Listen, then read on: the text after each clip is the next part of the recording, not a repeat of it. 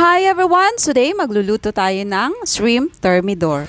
Ang thermidor ay isang French dish na usually ginagamitan ng eleganting seafood na lobster. So since mahirap hanapin dito sa atin ang lobster, gumamit ako ng malalaking hipon bilang pantapat dito sa lobster. So ito ang mga ingredients natin dito sa ating recipe. Complete measurement will be posted sa description box kasama ang link kung saan mabibili ang ibang mga ingredients dito.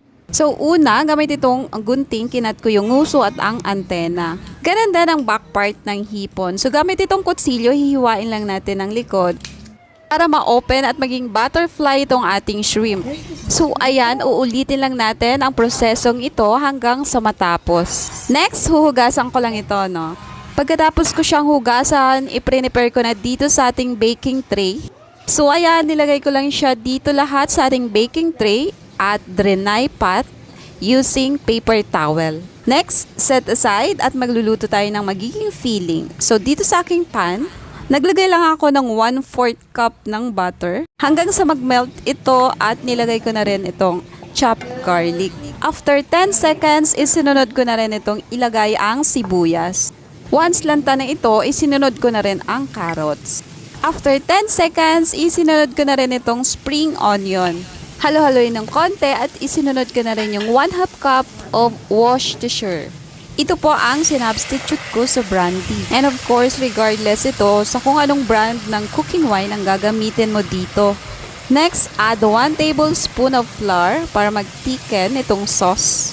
Then add 1 1/2 cup of milk para mag-creamier itong ating sauce. And then timplahin na natin ito gamit itong 1 teaspoon of salt. Halu-haluin at nilagyan na rin ito ng kalahating teaspoon ng pamintang durog.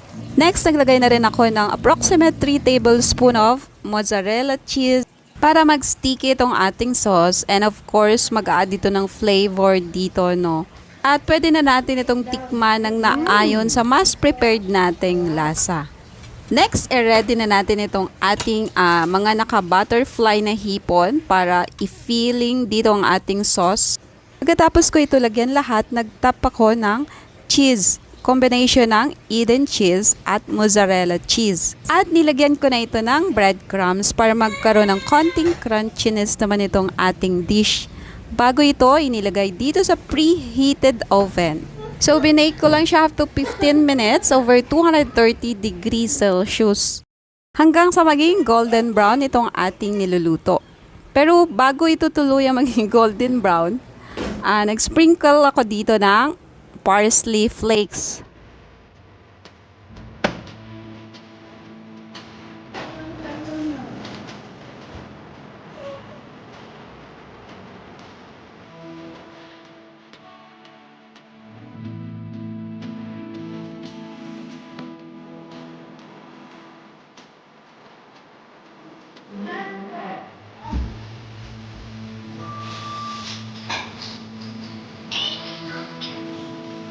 Pwede na kayo mag-game.